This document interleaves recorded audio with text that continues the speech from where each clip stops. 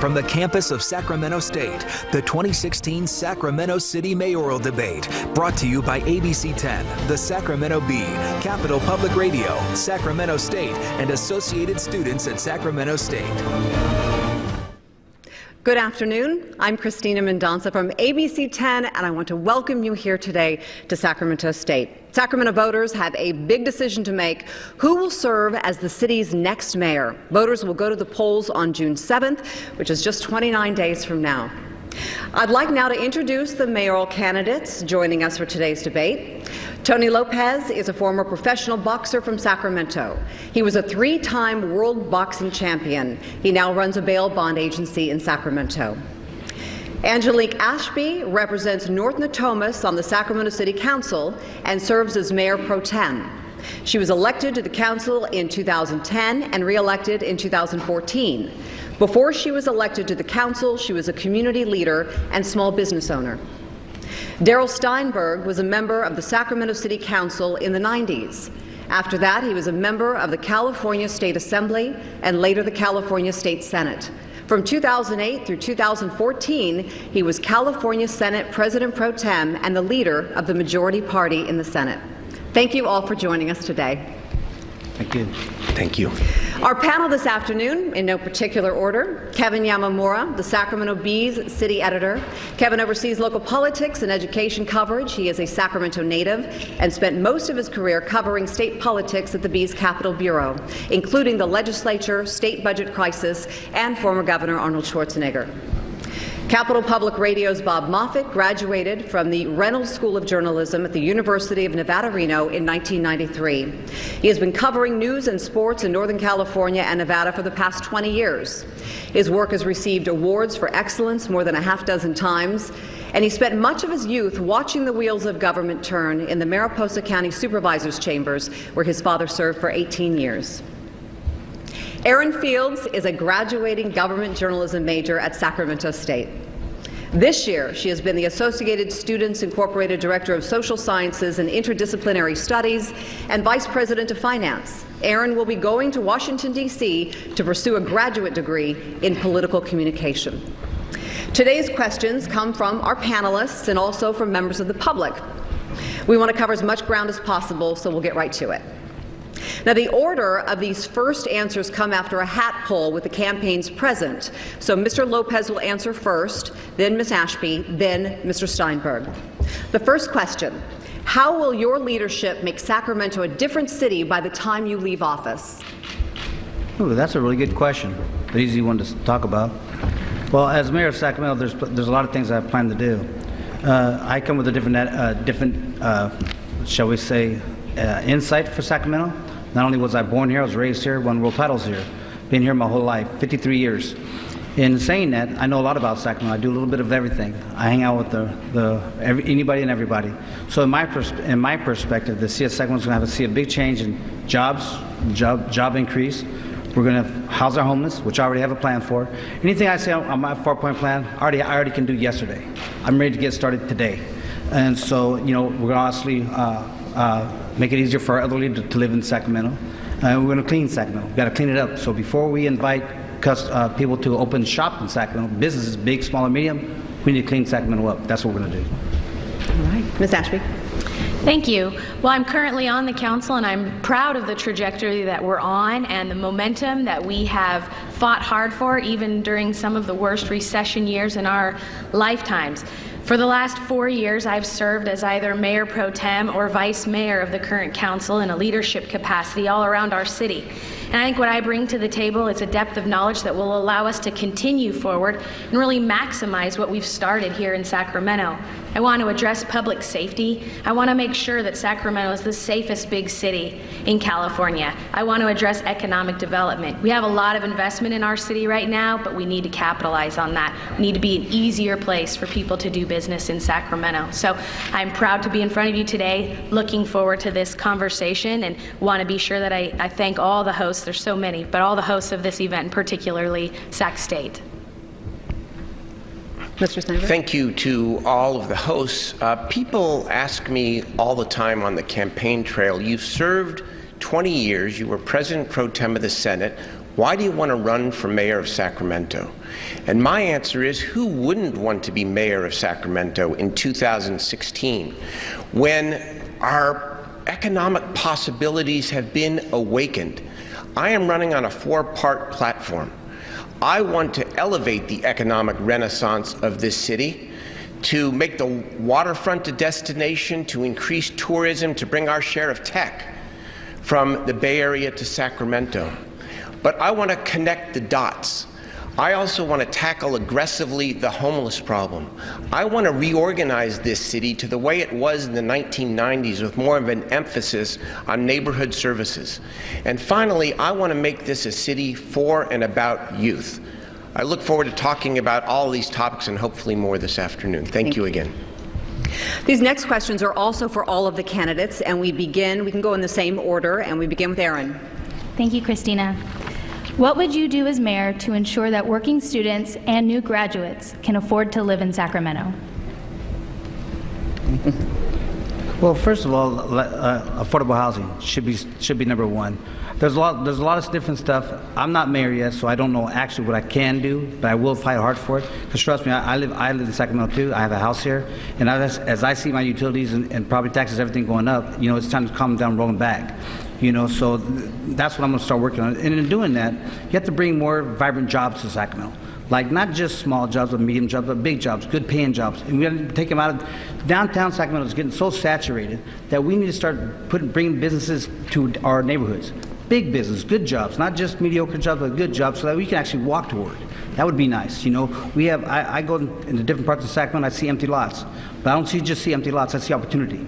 Opportunity to bring business here and give them a better deal on the land that's outside of the city of Sacramento, while still improving on the downtown area. Thank you. Thank you. This is a really important question because my son is a student here and I need him to be self-sustaining and have a house after he graduates, right?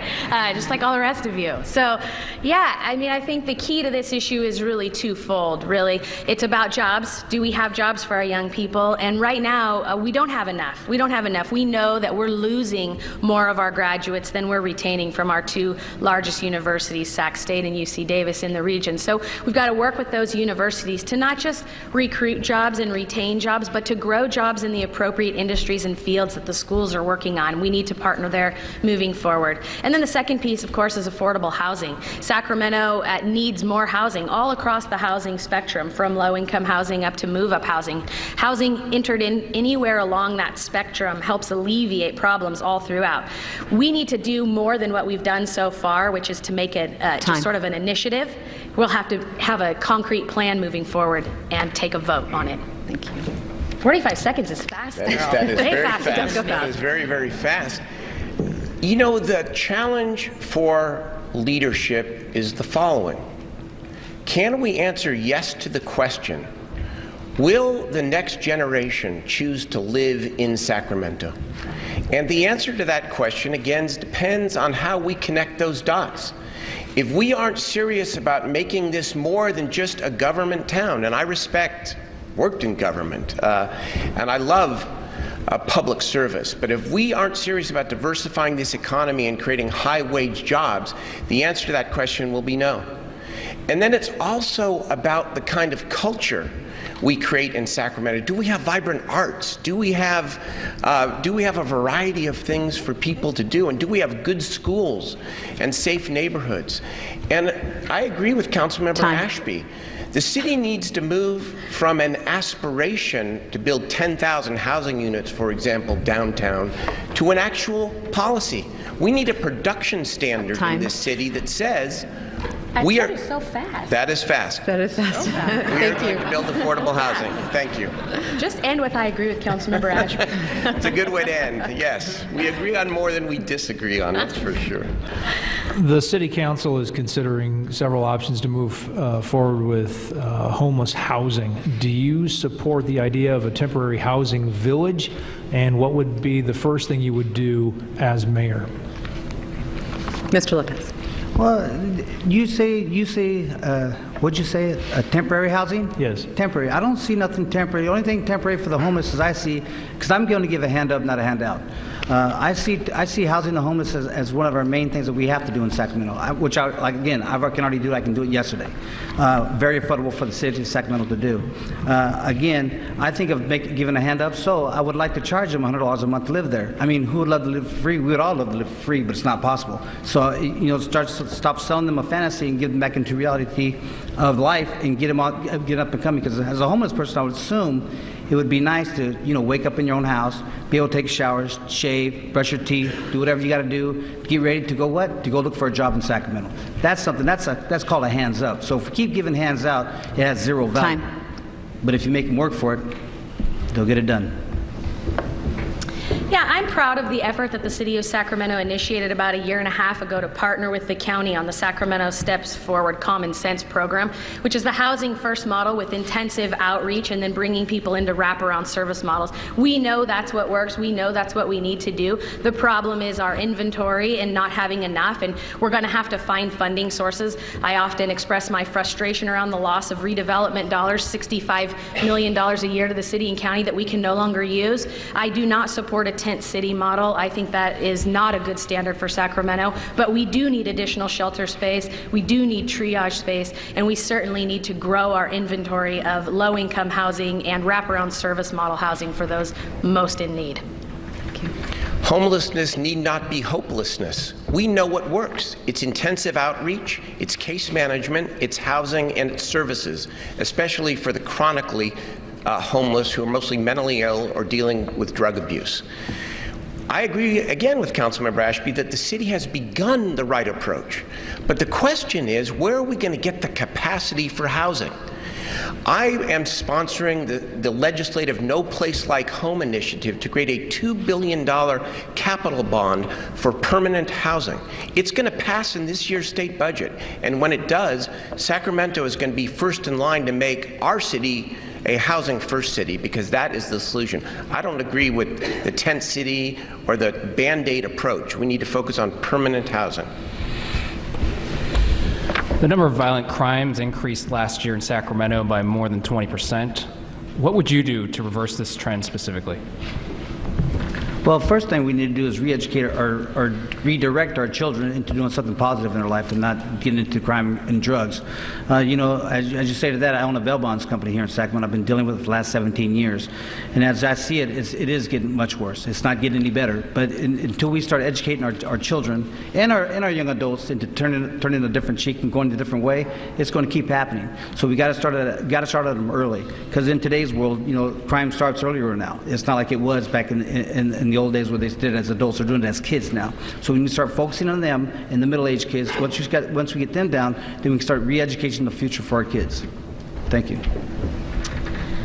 Yeah, this is a big issue. After several years of reductions in crime, the city of Sacramento did see a spike. It was a national trend, but it's still something that we definitely need to address. I think there are a few things that Sacramento needs to do differently. One is, this is a multifaceted approach. It's not just about police, but the way that we handle policing needs to change. We used to have community-oriented police officers, also known as POP. They drove around the community, they got out of their car, they knew the leaders, they knew the school districts. We have to go back to that model. We've committed to hiring 15 new officers a year so that we can backfill the 100 officers that were down from the recession. As we do that, we need to move those folks into patrol and move patrol into POP.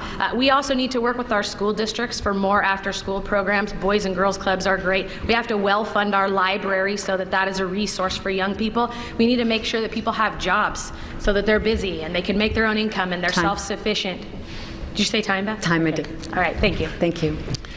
Well, first of all, to repeat, we need to build our tax base here, because that's the way you don't have to choose between hiring more police or investing in prevention and early intervention, and we certainly have to do both.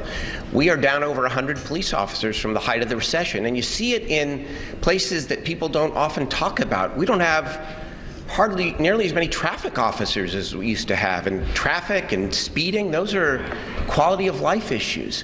We also need to increase our use of technology so that people can report crime more easily. And finally, we have decimated parks and recreation in this city.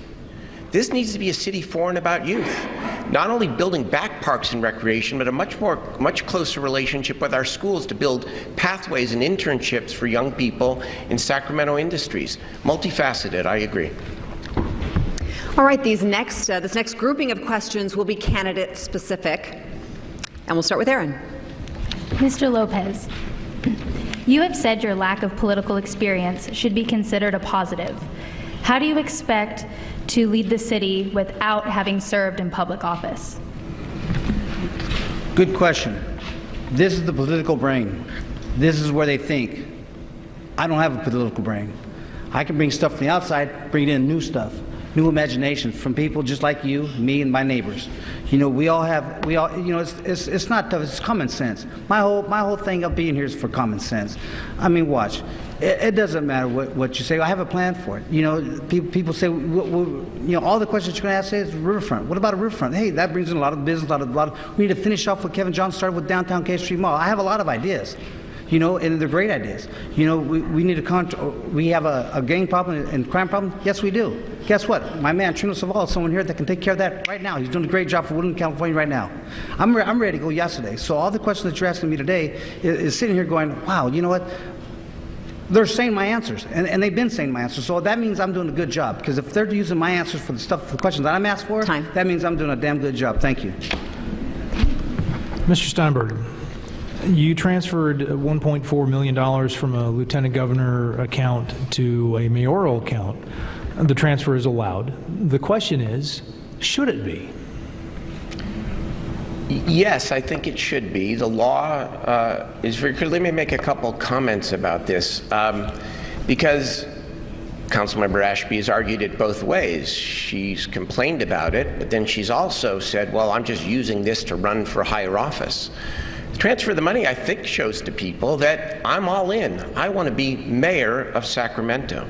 The second thing is this interpretation that allows the transfer legally and ethically has been public since I think about 2007, and no one has raised it until the start of a competitive mayoral election. And finally, I am running for this office the way I have run for every office.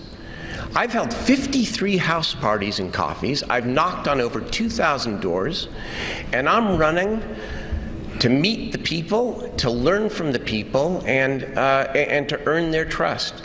And so I understand the argument, but I'm very comfortable with the way I've conducted this campaign and will continue to conduct this campaign. I'd like an opportunity to rebut. I was going to give you that. Go ahead. Great. Thank you very much.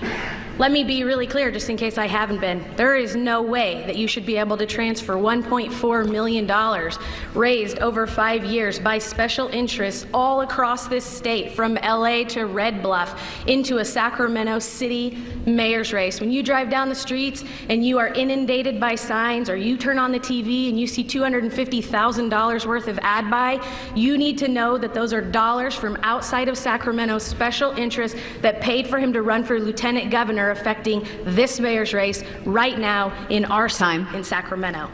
I have a rebuttal for that. You know, I'm talking up with two people that have outside money from Sacramento. I mean, I'll give you 30 seconds. Go ahead. Okay, that's fine. You know, I'm here today because of the people of Sacramento. The people of Sacramento are supporting me to keep me here. I don't have outside money. I don't have unions on my butt. I don't have any of that. You know, this is why I'm here, because I'm tired of that. You know, I want real voice, real people, real solutions to Sacramento. Thank you. Okay, thank you very much. Continue with Kevin. Councilmember Ashby, will your endorsements from the firefighter and police unions affect how you make decisions on employee contracts as mayor? Yeah, so I'm never going to apologize for having the endorsements of our local heroes, police officers and firefighters. They literally put their lives on the line every day for all of us. And in the 5 years that I've been on the council, I've taken the lead in negotiating their contracts. And let me tell you what we have done together. Each of them has agreed to pay and contribute the full share that the city of Sacramento was paying on behalf of their purse. Both of them have capped benefits on new hires, and the firefighters took it a step farther and started a retiree health benefit savings plan that they self-fund to put money away to help reduce the debt. As mayor, I will build on that effort, and I will continue to build on the relationship of trust that I have built with our local heroes, firefighters and police officers, to help reduce our unfunded liability moving forward and put those resources where they belong, out on the street protecting you. Rebuttal? Okay, you may have 30 seconds. Thank you. I think it's important that we be fair and even here. If you look at Councilmember Ashby's contributions, you see that firefighters from outside of Sacramento are contributing mightily to her campaign, including $125,000 from within Sacramento mostly, but from the firefighters and police in an independent expenditure account. Finally, I want to say that the pension reforms were done as a result of state legislation in 2011 that required public safety officers to contribute half of their pension. Facts matter here. Time. And I want to make sure the facts are straight. I'm sorry, Beth, I have to respond quickly. And that is just to say that he's 100% right. When you hear sirens, when you see ambulances, when you see the police out doing their job, you should know that is exactly who's with me. That's exactly who's with me, asking you, your police and your firefighters are asking you to support me as Sacramento's next mayor. So I agree on that front. Let's move on to the next round of questioning, which will be from our viewers, readers, listeners, and we'll begin with Aaron.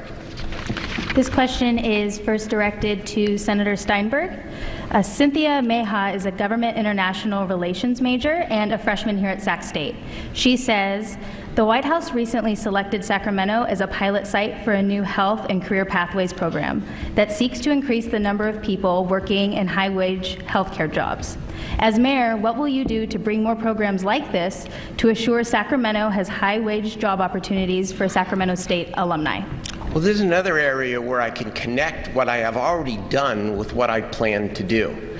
Because I'm the author of California's Career Pathways Trust, which is an effort to bring back what I call the modern version of vocational education back to California high schools. Sacramento got $21 million in the first round. And if you want to know why I'm really motivated to run for mayor, it's to make sure that we build those pathways out in a robust way so that our creation of jobs is connected with education and workforce development. And that includes working with President Nelson, Sac State, community colleges, and UC Davis. We should have kids in paid internships in our California high schools and be preparing them for these jobs that we want to create here. So this is a prime reason I'm running for mayor. All right, this question is for all candidates, so whoever would like to go next, do you want to go next? Sure, happy to go next. I think this is a really great question. My husband is a nurse here in Sacramento at Sutter Hospital. It's important. It's a field that we need more people to get into, and I'm happy to see that the nurse program here at Sac State is busting at the seams, as is UC Davis.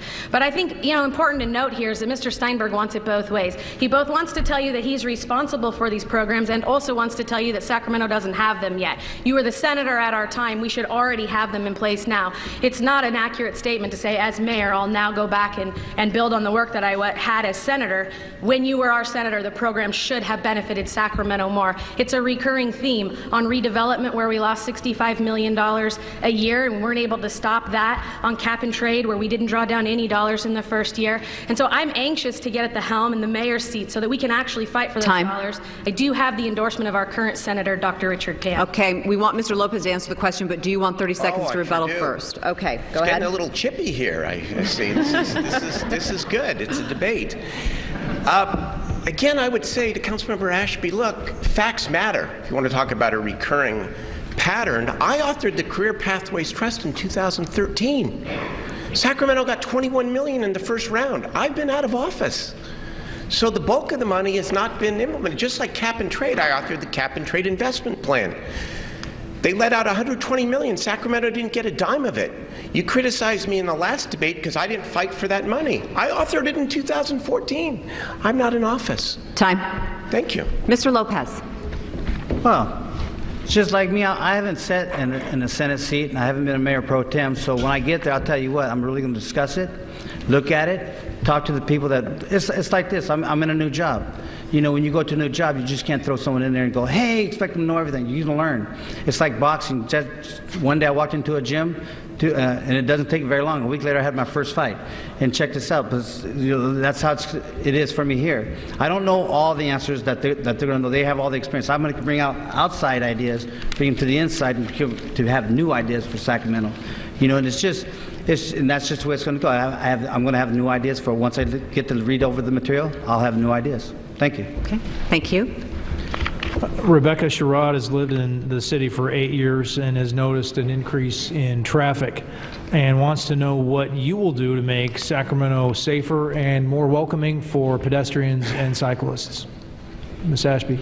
Okay. Well, first of all, I'm glad she asked. That's a great question. This is right in the vein of what the city of Sacramento does. We operate in a 6-county region for SACOG, which is the Sacramento Area Council of Governments. All of your 6 counties and all the cities in those 6 counties get together and decide who gets funding. By the way, this is one reason why your local government needs to stay nonpartisan, because we have to work across a region full of all different kinds of thinkers and ideas and political parties. But, Bob, I put together a 66-page plan for Sacramento. I know a lot of people don't know me in Sacramento. I brought this with me. It's available on my website, which is ashbyformayor.com. It has a lot of information in here about what I think we should do for transportation, including adopting the Vision Zero plan, which the city of Sacramento is moving forward on. Time. Thank you. Mr. Lopez, you want to take that one? Yeah. Can you explain that question one more time, please? What would you do as mayor to make life safer for pedestrians and cyclists in the city of Sacramento, given the increase in traffic, motor vehicle traffic? Simple. Education, education, education on everybody's part. I work downtown, so I see a lot of stuff that happens downtown. And actually, just the other day, well, a few weeks ago, I was walking to my office and a girl on a bicycle ran a stop sign and a car hit her. And, so it's, you got to educate our cyclists, we got to educate our pedestrians, and we got to re-educate our drivers to let them know that, hey, Sacramento is becoming a skateboard on the road, a bicycle on the road, and the different people that are on the road. That's just education, education, education. What we got to do. Thank you. Mr. Steinberg. Well, my brochure is only 20 pages, but it has a lot of nice pictures in it, so I urge you to see that as well. I see missed opportunity everywhere in Sacramento, and here's an example. The city is in about the 5th or 6th, maybe longer year of not completing the bikeway master plan. Why? Why hasn't the council made that a priority? Why is the council not taking advantage of the cap and trade investment fund where $120 million goes out and Sacramento doesn't get anything for bikeability? I am calling for the reestablishment of the Neighborhood Services Department in Sacramento. It's the way we did it in the 90s. Code enforcement, police, patrol, parks and recreation, and community development. Time. Quick rebuttal, Beth. On behalf of at least one of my colleagues here who's been a champion for bicycling, in fairness to Sacramento, been in a recession for 5 or 6 years. Pretty hard to bring on a new department when you're losing hundreds of officers on an annual basis. So we're rebuilding now. We committed in this budget round to fund the position that Mr. Steinberg is talking about, and we're all looking forward to a robust bike master plan. It is something we are definitely focused on moving forward. And we do have a neighborhood services department and a code enforcement department. I don't think we need to go back to the 90s to find it. Okay. Your name was mentioned if you'd like a rebuttal. It sure was. Look, this is where I think there's an opportunity for new leadership here. Let me tell you that in the 90s, we had integrated services in a way that were responsive to the neighborhoods. Now, in part because of the recessions and the fact that the city has gotten away from making the neighborhoods a real priority, we don't have that anymore. The city's governance is disconnected. And I think we need to change that. And I will change that if I'm elected mayor. Okay. I got kind of a rebuttal. Okay. Well, I didn't hear your name, but go ahead. Take a 30 seconds. Right. Take 30 seconds. Well, like I've been saying since day one, the first thing we need to do in the city of Sacramento is a full audit of the city, an outside audit of the city. You can't audit the city with the city's auditors. Really, you got to use an outside audit company to come in here. The first day I sit in that seat, I'm going to pick up that phone and call an outside audit company to have the whole city audited where the money's going. All right. Thank you. That's Next question. problems. This question comes from Kurt Trombino of Sacramento, who says he is among the working poor, and he continues to face higher city utility costs, going from $102 a month in 2008 to $150 a month now, and he sees no improvement in his city services. What would you say to him? And I'll let Tony start off. Question one more time. I really couldn't hear it. One of our readers, Kurt Trombino of Sacramento, wants to know what you would say to him because his city utility costs have gone from $102 a month in 2008 to $150 now. In what? His utility costs. Oh, utility costs. Well, that's a really good question. I'd bring that up before. Yeah, that's on one of my 4 points for Sacramento. I'll tell you what. By bringing in businesses to Sacramento, by bringing not only to just downtown, we need to build. I've been saying this from day one. We need to build a riverfront that is second to none. Because we are the state of California. You know, we need to bring tourists here because we have none. Oh, the state capital, they're here for a couple months and they leave. Well, no, we need to have them all year long. We need to build something here, downtown K Street Mall, that's spectacular, that goes on every weekend, that just brings in tourists. With the riverfront, the downtown K Street Mall, I think we can roll back utility prices, which just bring in more mass money from outside of Sacramento. Me, Kevin? Councilman? Yeah, thank you. Well, it's true. We've raised the rates, and I believe we're raising them too fast. But in some ways, we don't have a whole lot of choices. For many decades, the councils did not invest in infrastructure, and now we have aging infrastructure in every capacity across the city. We have to address it. I always say public safety is our top priority, but one of the things in public safety is getting you clean, safe drinking water, and we have to be able to provide that, which requires infrastructure. All of that being said, I think the city of Sacramento has moved too fast with the raises in these fees. I am proud that we have set up some programs based on SMUDS programs to create funds to help folks who are on a fixed income, which should help the working poor or folks that are below a particular income. Time. On a larger scale, we need everyone in Sacramento to be making more money. Well, we can't have another Flint, Michigan. Infrastructure is important, and clean drinking water is important. And so I thought the council did its job. As difficult of a decision as that is. But I ask a different question. Why hasn't the city been more aggressive in marketing, for example, the subsidy for low-income people? I think the coverage rate is about 7%. Why is it that we've been so slow in applying for State Water Resources Control Board low-interest loans for the city to upgrade its infrastructure so that we can mitigate those rate increases on people?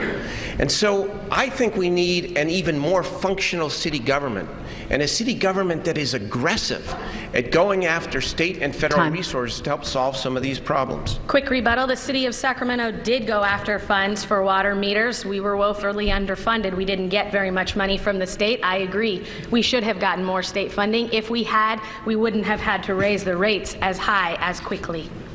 Mr. Lopez, I'll give you the opportunity to weigh in for 30 seconds if you'd like. Nope, you're good? Okay. Let's move on.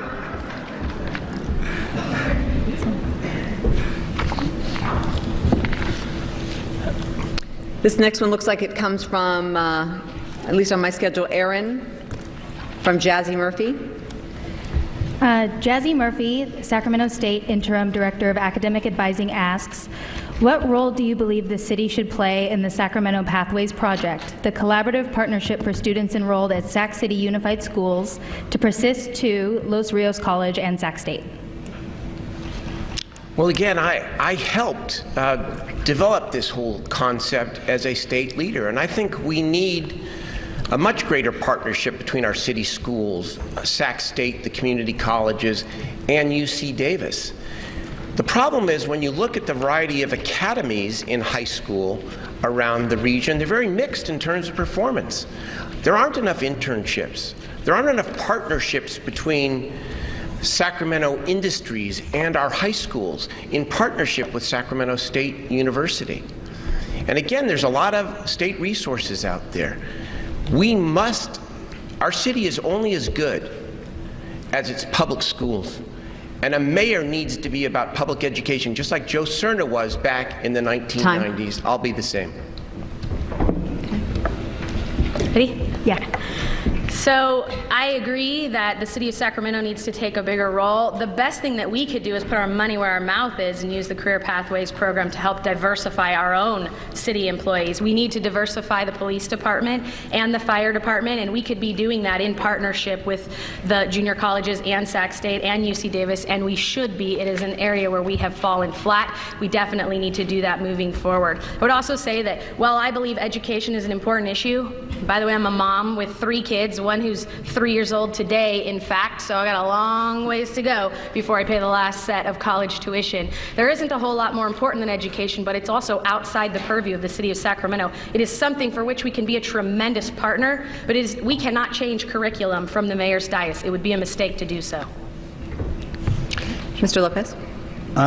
Well, you know, when you talk about education, you get involved. Again, I agree with Angela Ashby. You know, city of Sacramento's out of that realm.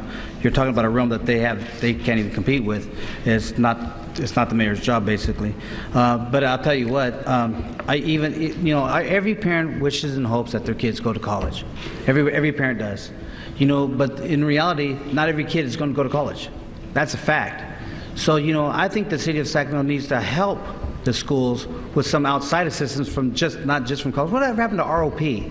I mean, when I was a kid, ROP is when you took 3 hours of your class day, went to a job, learned that job, came back to school.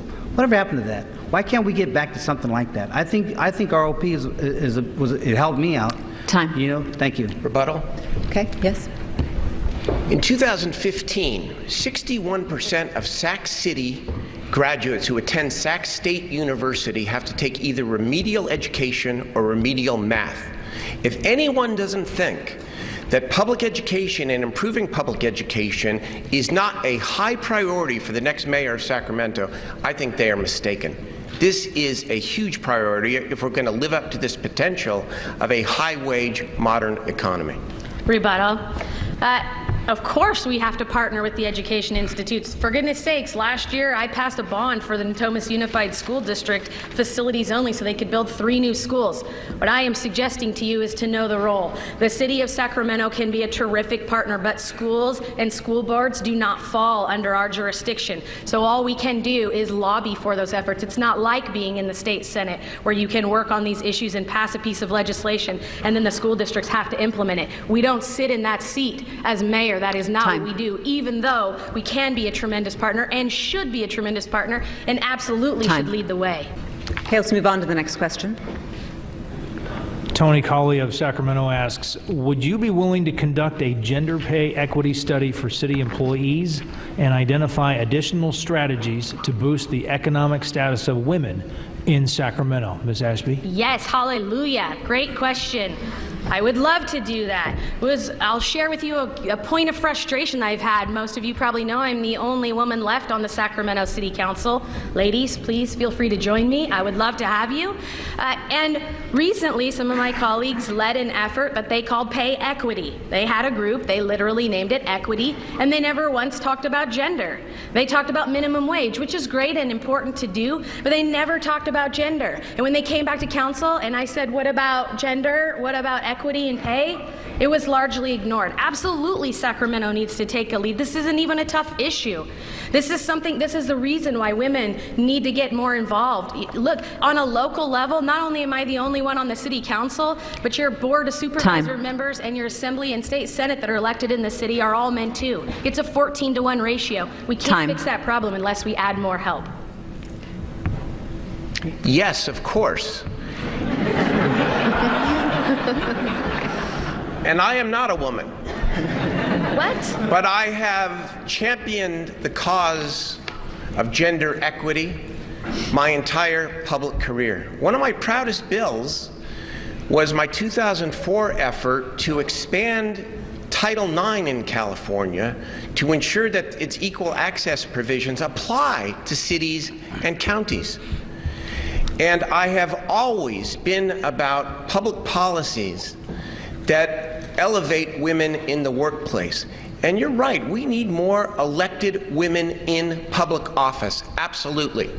Just not this race. All right. Mr. Lopez? Well, I'm just saying, anybody's championed anything is me. And here's my attitude on it. My attitude is like this. I don't care if you're a woman, what color you are, what religion you are. If you can do the job, you deserve the equal pay. It doesn't matter. That's it in a nutshell. I mean, there's no more to expand on it. Thank you. Beth, quick point. I just would like to just say this one thing, because men are great supporters and can be great supporters to women in office. But, you know, when I was a young single mom at UC Davis, I went to a forum at Davis where they were recruiting people to go to law school. And a lady sat next to me on the bench. The lady turned out to be Dean Kelso of McGeorge. And she said something really important to me, because I wasn't considering law school. She convinced me to consider it by saying this to me. Time. If people like you never apply to become policymakers, then we never get policies that reflect I'm going to have to wrap like things, you. Ashby. Okay. Did you want to respond? I thought that was a fine statement. Okay. Excellent. All right. We'll move on to the next question. Jane, That's something you don't see at a debate too often. Jane Berkman has rented an apartment in Midtown for 3 years, and she's worrying that rapidly rising rents for low and moderate income residents downtown and Midtown are occurring because of Golden One Arena and all of the development downtown. Do you think this is a problem, and if so, what would you do about it? Me? Tony. Okay. Yes, it is a problem, but I've foreseen that coming a long time ago. You know, there's a lot more to be wrecked with that arena. Although I think the Kings is good to have it, we need a professional basketball team to help Sacramento grow it, and it will help. But it's also going to come with the other stuff. You know, it's also going to increase crime. It's also going to increase the rent. It's also going to increase everything that happens downtown. You know, we have to figure out a way that we can juggle both. You know, talk to my people and see how we can juggle both to make it affordable for living and to play downtown. I mean, because it's growing, and you know, it's like anything else. Prices, as time goes on, so does prices. They go up, and that's really what it is. Until we can figure out a way to bring the cost of living down, until then we got to figure it out. You know. Okay. Thank you. Mr. Steinberg, you want to take it next? Sure. Well, I want to say we'd be worse off, first of all, if there was a big hole in the ground where that center sits. And so it's a positive. But our work will not be complete unless we do two things. Number one, we see the arena as the beginning, not the end, of our economic renaissance here, whether it's convention center expansion, whether it's riverfront as a destination, whether it's tech. But we also must have policies in place that assure we don't gentrify the downtown nor any part of our city, and that we have an affordable housing policy that assures that we have mixed income throughout our entire city, including the downtown. Okay, excellent. When I ran for council in 2010, I had the opportunity to represent downtown and some of the downtown communities, because it was prior to redistricting, and the council district spread that far and included nearly 110,000 people.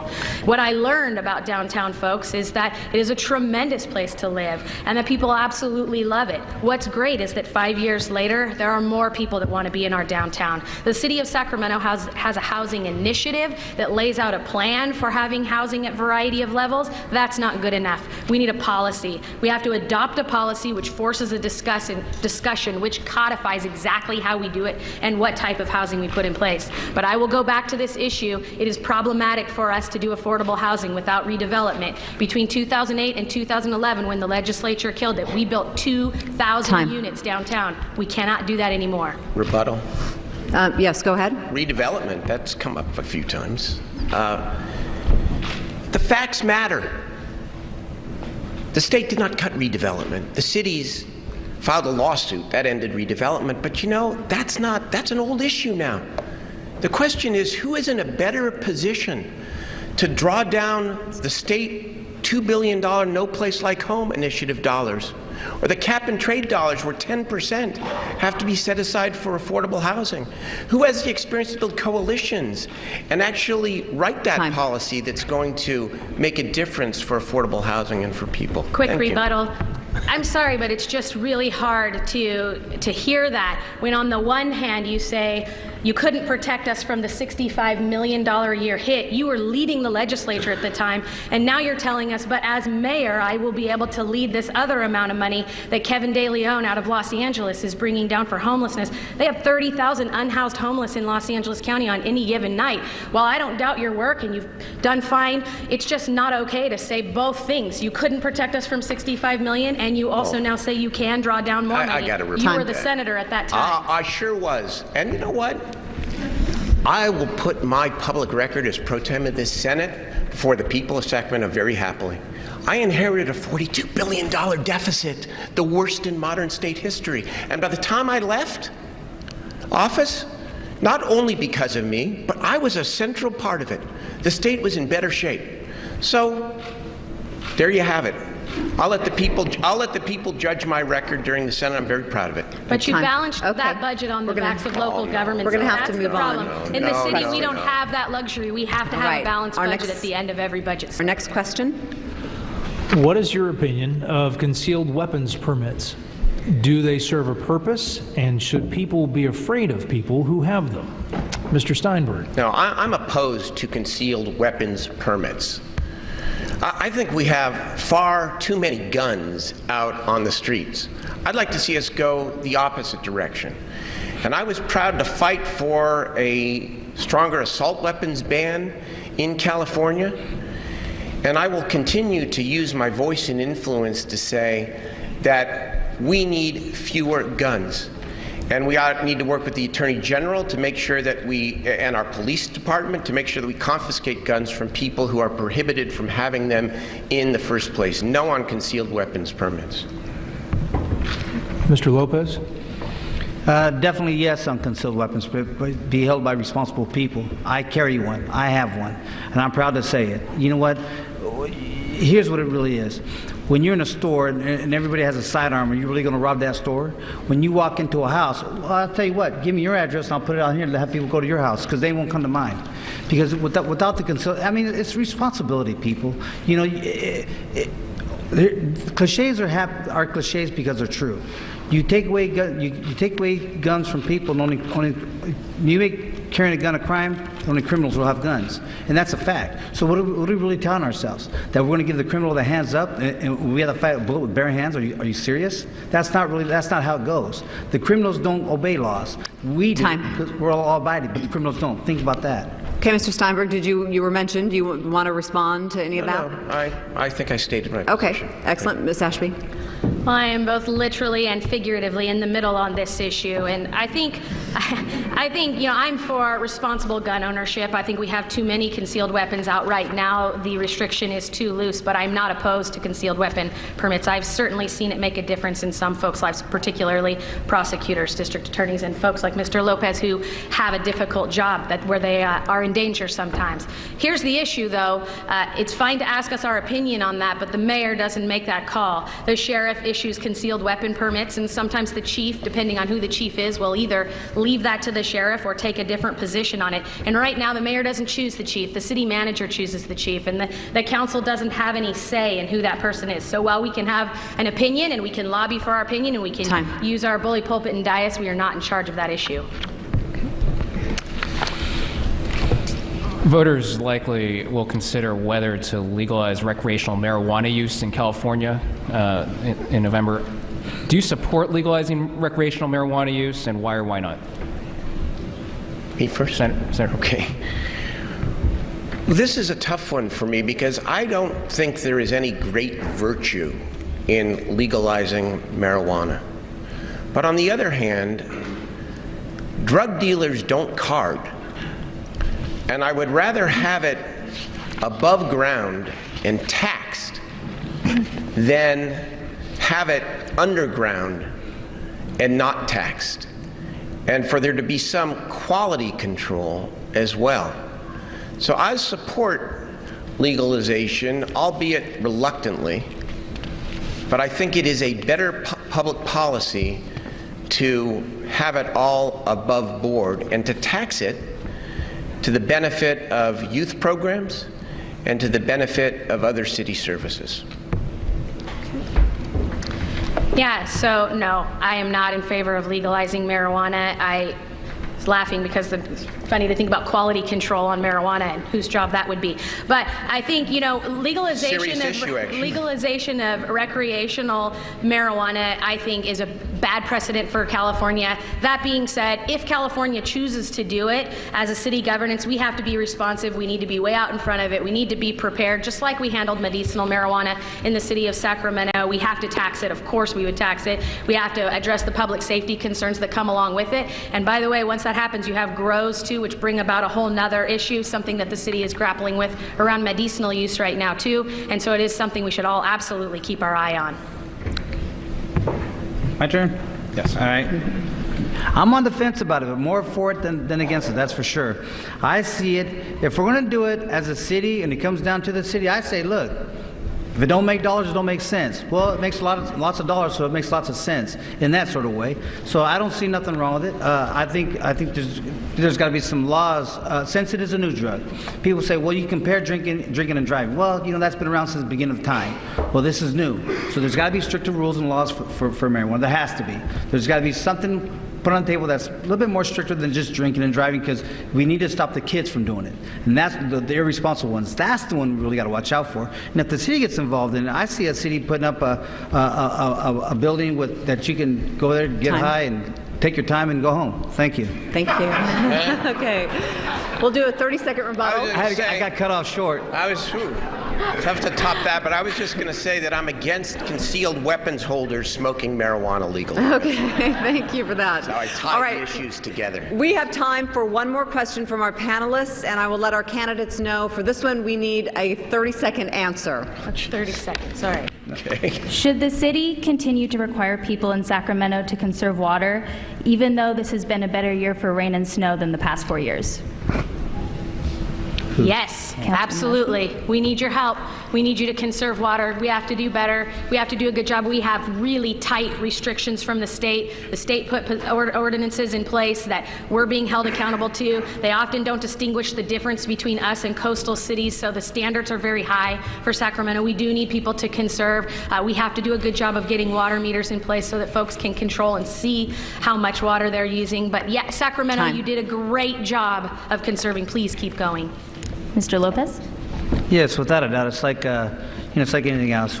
Once you have abundance, when you're down to nothing, you learn that what it's like to have nothing. And when you get abundance of it, you still got to conserve it. I mean, we can get a little lax, but not much. I would say stay the same with it, because again, we don't want to waste it either. So you don't know what's going to happen tomorrow. So the standard should be high, first of all, and absolutely we must continue our aggressive conservation efforts. There may not be a drought this year, but climate change is here to stay.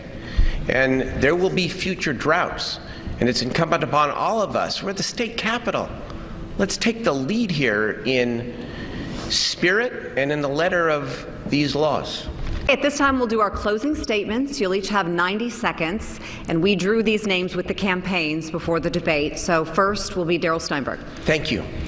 Thank you again to all the sponsors of the debate. It's been a great forum. The majority of the City Council, the majority of the County Board of Supervisors, the majority of the City School Board and the Natoma School Board, Congresswoman Doris Matsui, Senators Feinstein and Boxer, the labor community, the business community, the LGBT community, women's groups, and many community leaders are endorsing my candidacy for mayor. And today I'm happy to announce an addition to that list, the most effective governor in the United States, Governor Jerry Brown. Now, politics is not about just endorsements, it's about people. But these endorsements reflect a lifetime of work and the fact that people from all communities, including the majority of the City Council again, support me because they know I always deliver for Sacramento and that I can be trusted and that I work well with people. I hope I earn the trust, continue to earn the trust of the people of Sacramento on June 7th, and I thank you for your consideration. Thank you. Angelique Ashby. Yeah, well, I don't have the endorsement of your state governor or your statewide elected officers, but I do have the endorsement of your police officers, your firefighters, your sheriffs, your probation officers, your former district attorney, your assembly member Jim Cooper, your state senator Dr. Pan. You know, the list goes on and on. We both have lots of endorsements. The Clinton Democrats, I could go on, but the point here is that I am your local candidate. I am the person who is all about Sacramento. I am the person who is 100% in. in. I'm a mom. I have 3 kids. I have a law degree from McGeorge and my undergraduate from Davis. I went to Sac High. I've been here a long time. There are a lot of things that I could be doing, but I choose to be here because I love Sacramento. I love the life that we all get to live here and the world of possibility that exists in our city. I hope to earn the most important endorsement, which is yours. On June 7th, I hope you will vote for me. Thank you so much. I'm endorsed by the city of Sacramento. I'm still here because of the city of Sacramento. I don't have no big unions in my back pocket. I don't have no big corporations in my back pocket. So guess what? I owe nobody nothing. I got the people of Sacramento. And remember, I work for you. You don't work for me. I work for you. And if you're the ones that keep me here. Like I said, you know, I don't have, and she talks about police unions. She has police unions in her pocket from LA all the way to Sacramento and everywhere. But watch this. What's LA have to do with Sacramento? I want the endorsement of the people of Sacramento. That's what I'm working hard for. I don't need to work hard for anybody else. And let me tell you, my work ethic is second to none. I may not have all the political words and all the big words that no one really understands anyways in my head, but that's okay, because you know what? I don't understand them either. But I'll tell you what, I'll come at you with common sense and straightforwardness on how to get the job done, like a riverfront and like make Sacramento a place to be, because Sacramento is right now isn't the place to be. We all talk about, oh, I can raise this and I can raise that. What it sounds to me is you can raise a lot of bills. That's all that's going to happen to city. We already pay enough in taxes, already pay enough parking tickets. I'm done. We need to calm that down and bring back Sacramento to the people. We need to be able to work downtown without coming out and having a $52 ticket on our car. Really? Are you serious? I'm done with that. Well, you know what? We also need to bring investments into Sacramento, not only to our downtown areas, but to our neighborhoods. I go down in our neighborhoods and I see a lot of empty parking lots, spaces in our neighborhoods. To me, that's not just an empty space. That's an opportunity to bring business to that spot. That's what I'm talking about, bringing business to our neighborhoods and to our downtown. Thank you. All right. We'd like to thank all of the candidates today for their time. Thank you so much. Thank you so much. Thank you, Christina. Absolutely.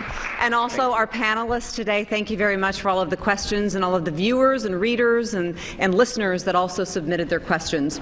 Just a couple of announcements. We'd like to thank our sponsors today, the Sacramento Bee, the Sacramento State Associated Students, Capital Public Radio, ABC 10 as well. So thank you again to all the sponsors for holding today's debate. A couple of announcements coming up. People have until May 23rd to register for the general election. They can do so by visiting the California voter registration website, calling their office. They can also pick up any card at any government building. Also starting today, people can pick up their ballots at the Sacramento Voter Registration and Elections Office.